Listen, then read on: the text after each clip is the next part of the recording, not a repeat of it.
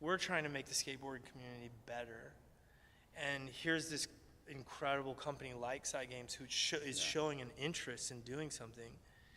The only way that creates a better future is if it's good for skating, it's good for them. Because skaters are a particular kind of audience, right? And they see through it real fast. Yeah. So they see that like Cygames came in here and they're like teamed up with us and cared enough about skating to go, look, here's Japanese snacks. Here's the games that we put in there. We're having this after party. We built all this stuff. We brought in these cars.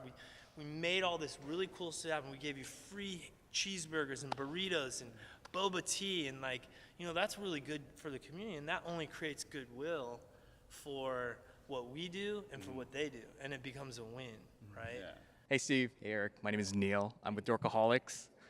At Dorkaholics, we believe that there's a dork in everyone, and it's our job to bring that dork out into the world. Okay. So to kind of break the ice, do you guys want to share what made each of you a dork growing up? Could not have to be with skating. Could it be our looks? Let's see, my hair, my teeth, my clothes. It was, I mean, definitely skating. I feel like, Yeah.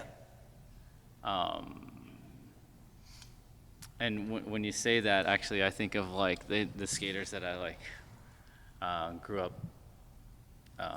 looking up towards is like were guys that were actually like very kind of creative, and they did dorky things actually. Like even Mark Gonzalez, who was like one of the best skateboarders ever, who kind of changed the shape of street skating, also did things to kind of dork around on skateboarding, and I always thought that was really cool.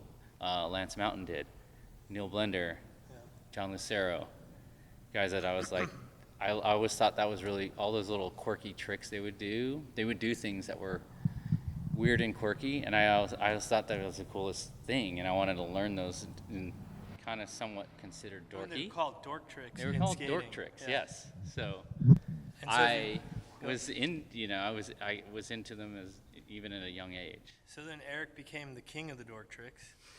So the dork tricks that Eric did in the 90s became hard tricks that people did in the 2000s. That's how fucking hard they were, but they were dork tricks for him because that's how good he was. But yeah. My first time interacting with the Barracks brand was like by 2009 Christmas.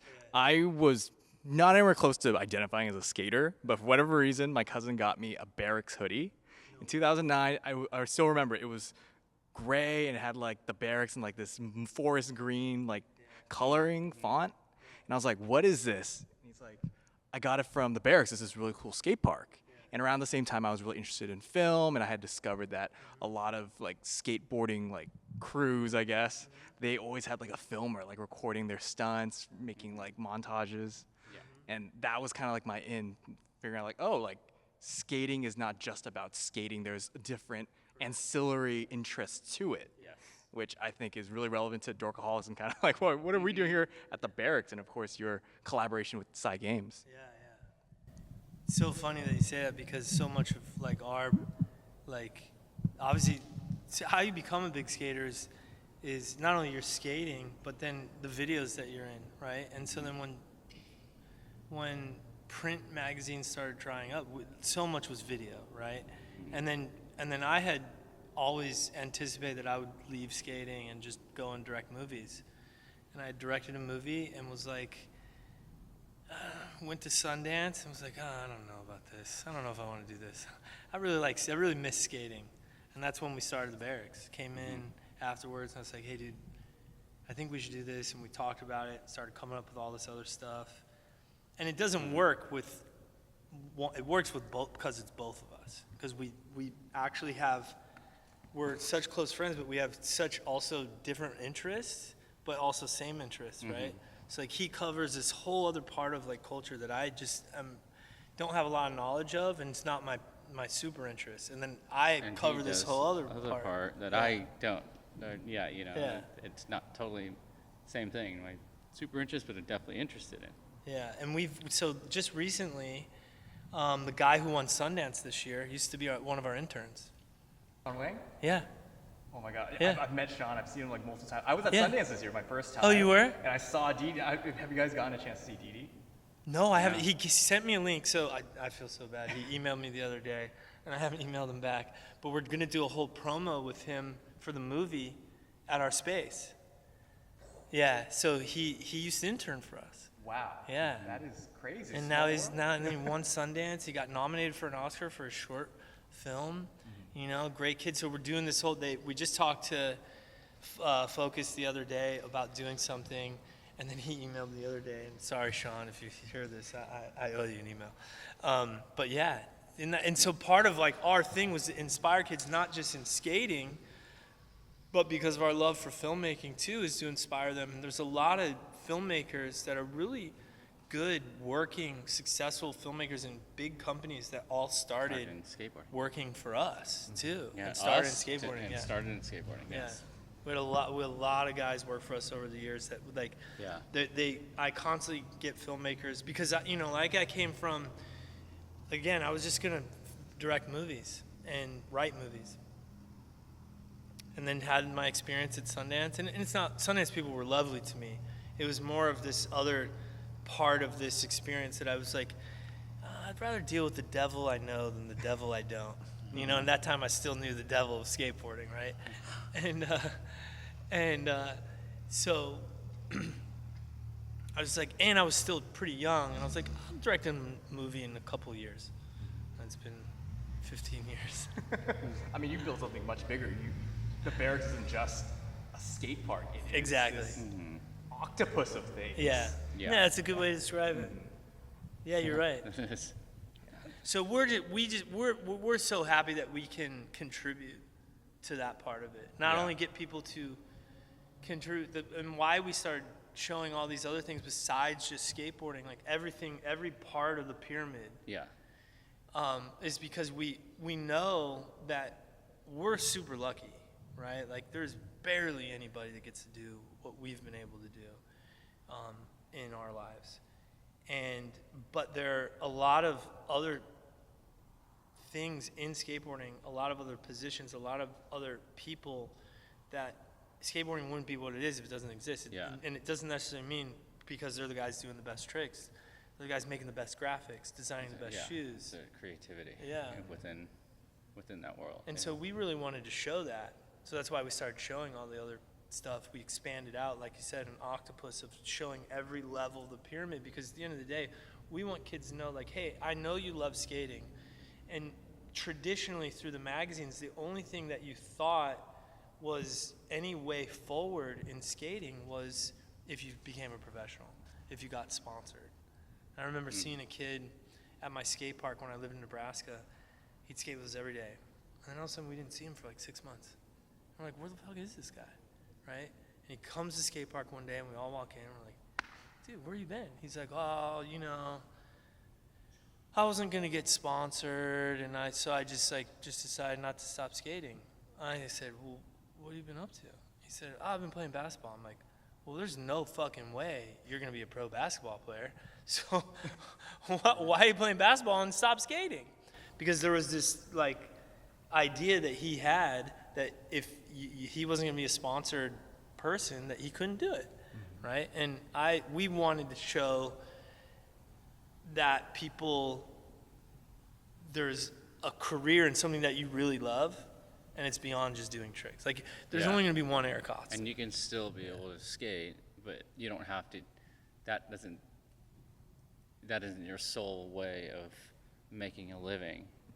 There is the other creative side. Like, there's creativity in all those things, right? The art direction, You might even be able to make more money. Yeah, That way. videography, like, yes, editing, the, graphic design. It's like, and you can still like love and appreciate and follow and be along and participate with a group that is like-minded and all into this, into the same things, but to try to, to create that one, that one thing that bonds you all together, and that's skateboarding. No, I so agree. I'm a part-time high school teacher, And I teach a class called esports. It's basically we're hooking in kids that love video games, and then I try to teach them actual applicable skills. And I always repeat this, just saying like, hey, the likelihood that someone in this room is gonna become a pro gamer, very slim pickings. I'm not trying to be negative, but you guys are all here, sign up for this. But you should just take this passion, because your skill level, that will fluctuate. There's always gonna be better gamers, new games, old games die, so on and so forth. Very similar to skateboarding. But if you have that passion, you nurture it and you cultivate it, and you figure out how to stay, I guess, lean and agile, saying like, okay, I'm 30 now, I can't be a pro gamer, but I've been playing the same game for 10 years. Maybe I can be a coach or a manager. Or hey, at the same time, I've been creating content. Now you open up doors in marketing. Right. Or you could throw events, or you can, there's probably all kinds of possibilities, right? Just like there is in skating, I'm an old skater. What am I gonna, Can you walk me through how this Cygames collaboration happened? Yeah. So, crazy enough, I had a friend that we had done some stuff with, a cool project a few years ago with, and he'd hit me up. COVID happened. I kind of lost touch with almost everyone during COVID, right? And then the world started coming back together, and he called me up and said, hey, I have a very interesting brand that I'm working with, and I want to introduce you to them and see if you and Eric are interested in doing something with them. And then we just happened to go to Tokyo in December because we were in the middle of shooting this big Olympics project. And so I was there, and we went to Cygames and met with them. Just like have a meeting, right? Just like, hey, here's who we are. Who are you guys, right? And then it was like one of the coolest meetings that I've been on. It was actually it was the first time I was ever been in Japan. He had been in Japan a million times. Every time throughout the years, I just was like, oh man, that's too long of a flight for me. And I'd been on tour for like 8 months or something, and I just didn't feel like going.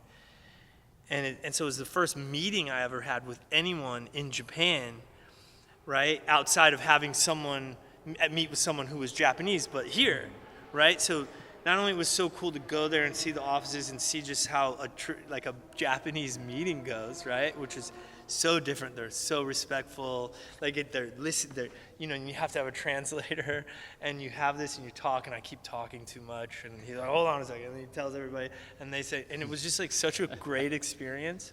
So, and I think we just really got along.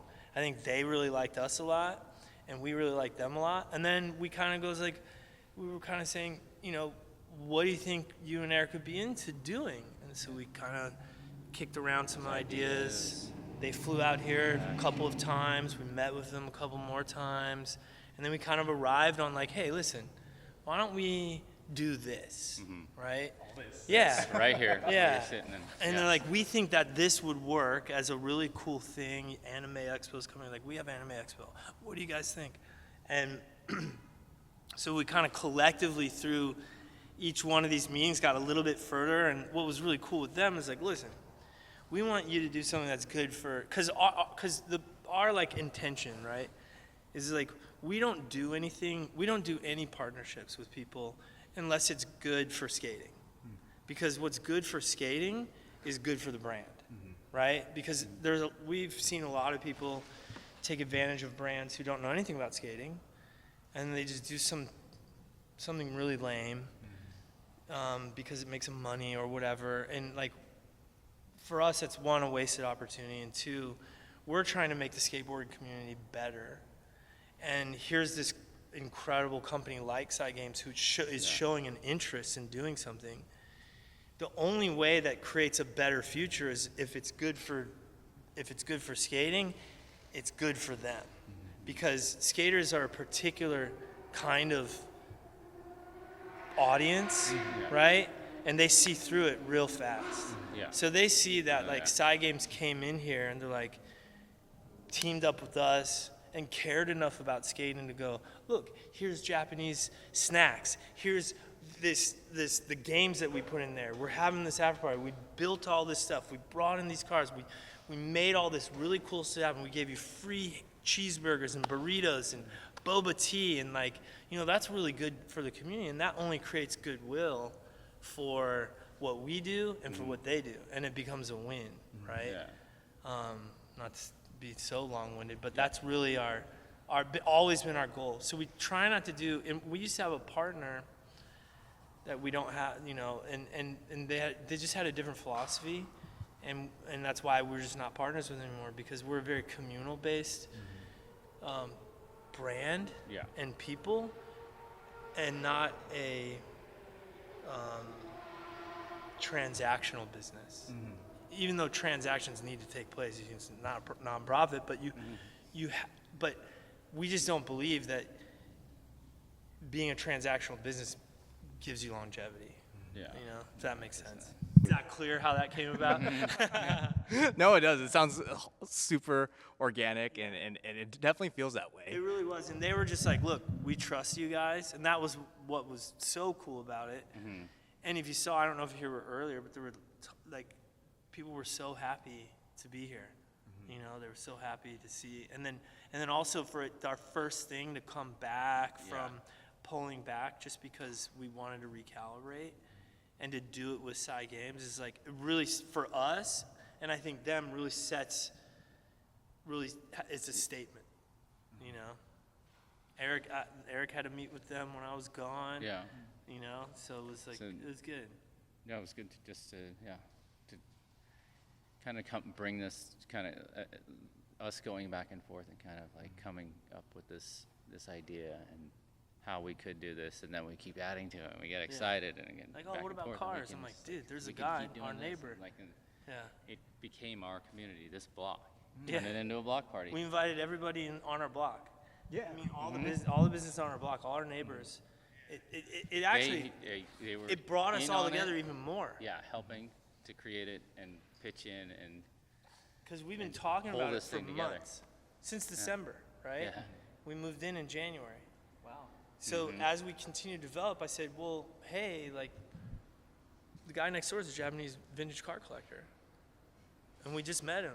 So then it actually brought all of us together, this one partnership, because they said, well, what about cars? I'm like, well, we did a survey with skaters, and over 60% of the responses, what are you into besides skateboarding? Cars, cars, cars, cars, cars. So it became a natural sort of part of like what we should integrate into this. And then it just so happened our neighbor, so then we brought him into it.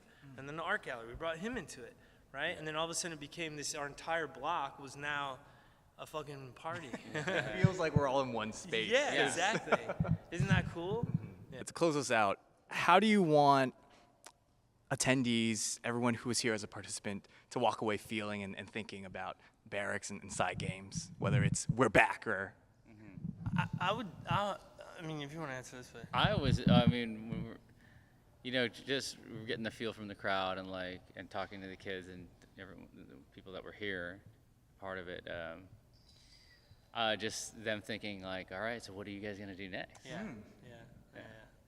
That was a very cool thing. It's like, what are we gonna do next? Because it was even like, I hope they don't think like, not just we're back, but more of like, wow, that was really different than what you guys were doing. And they because I think I said before, you do these things and you keep going, you kind of get in this pattern, but then sometimes it can be a pattern of convenience, but it doesn't mean it's like the best path forward, right? And the response from like all the people was like, I just can't believe you guys did it again, you know? And so when they look at it, they're like, oh, and also you come to the game with a partner like Cygames, they're like, oh, you guys have actually really been thinking, you know, like what you're gonna do. You guys had a plan, which we did. We did have a plan on like how we wanted to present. But there's a point where you have to be brave enough to just go, look, we're not doing that anymore.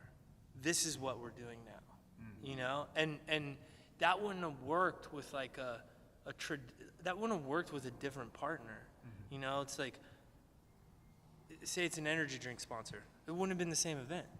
You know what I mean? Yeah. It would have been an energy drink sponsor event. And we've seen those before. And nothing against those, right? But we had to create something that felt like very different. Oh, this is with a very different kind of partner who has a very different space, and it was also great company, you know, because you could do it with a really shitty company, and then the idea would actually, you could do the exact same thing, and it wouldn't have felt the same, in my opinion, you know. I think it brings a level of class to it that I think when kids walk away, especially like the younger kids that came, they just came left happy. They got cheeseburger, they got a burrito, they got some boba tea, they got some snacks, you know. Skate. And then the kind of the other skaters, like a little 15 above or whatever, they got to skate. They see that we care about it, because it obviously takes time and resource and thought to like put this together, and you know, we did this for the community, right? So I hope that answers your question. No, it did. Thank you so much for having me and everyone here today. Thank you, Eric. Thank you, Steve. Yeah, thank you. Thanks for coming. Yeah. Absolutely. Woo! That's a wrap.